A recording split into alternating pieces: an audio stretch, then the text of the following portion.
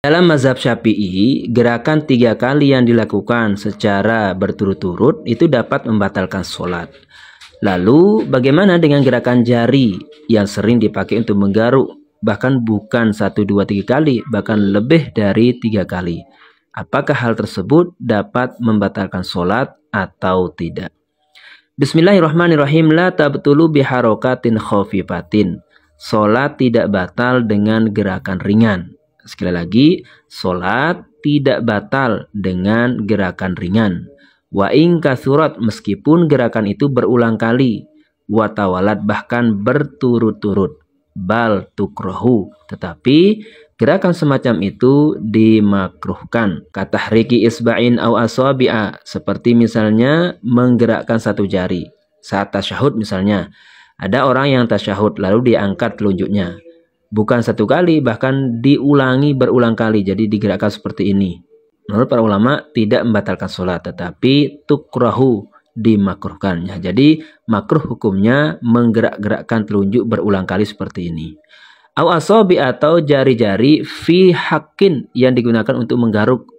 Au subhatin, atau digunakan untuk menghitung tasbih selama telapak tangannya itu tetap di tempat. Nah, jadi baru dianggap tidak batal sholatnya apabila telapak tangannya itu tetap melekat di tempat, lalu jari-jarinya saja yang bergerak. Nah, ini tidak dianggap membatalkan sholat.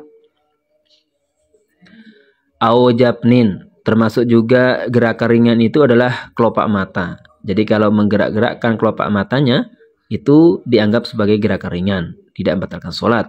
Ausyapatin, atau menggerak-gerakkan bibir.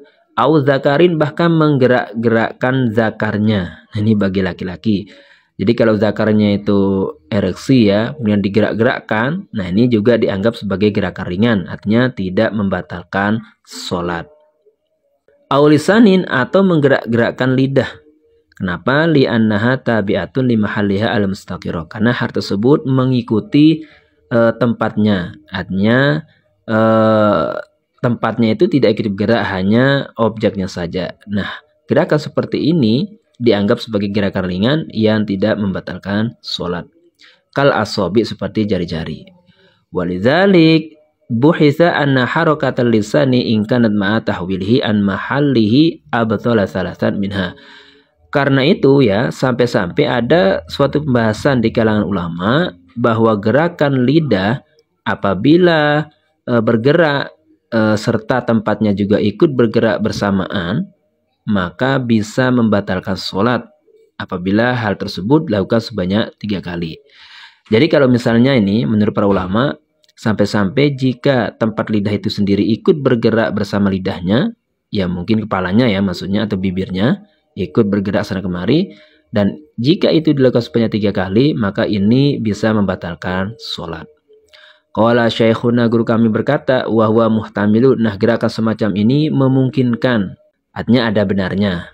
Wa kharaja bil asabi, nah beda halnya dengan jari-jari ya. Kalau tadi di sini jari-jari dianggap sebagai gerakan ringan, tetapi kalau al-kafu fatahriku hasalasan walaan mubtilun. Nah, tapi kalau jari-jarinya itu digerakkan bersamaan dengan telapak tangannya, maka menggerak-gerakannya itu dapat membatalkan sholat apabila dilakukan sebanyak 3 kali.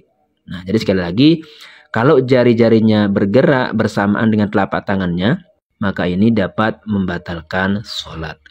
Illa ayakuna bihi jarabun la yasbiru ma'ahu adatan ala adamil haqqi. Nah, beda halnya bagi orang yang punya penyakit. Misalnya ada tempat di mana harus digaruk, karena kalau enggak itu enggak konsen, enggak khusyuk. Jadi intinya harus digaruk pada saat itu. Nah, bagi orang yang seperti ini tidak masalah. Fala tabtulu lidorrati, maka sholatnya dianggap tetap sah, artinya tidak batal karena hal tersebut dalam keadaan darurat. Simpulannya, kalau gerakannya itu ringan, artinya bukan gerakan yang memang pada umumnya dianggap sebagai sebuah gerakan, maka itu tidak membatalkan sholat. Seperti gerakan jari-jari yang dipakai itu menggaruk, kemudian gerakan lidah, gerakan bibir, gerakan kelopak mata, bahkan termasuk juga gerakan zakar. Apabila itu bergerak zakarnya, maka tidak membatalkan sholat karena dianggap sebagai gerakan ringan. Wallahu alam.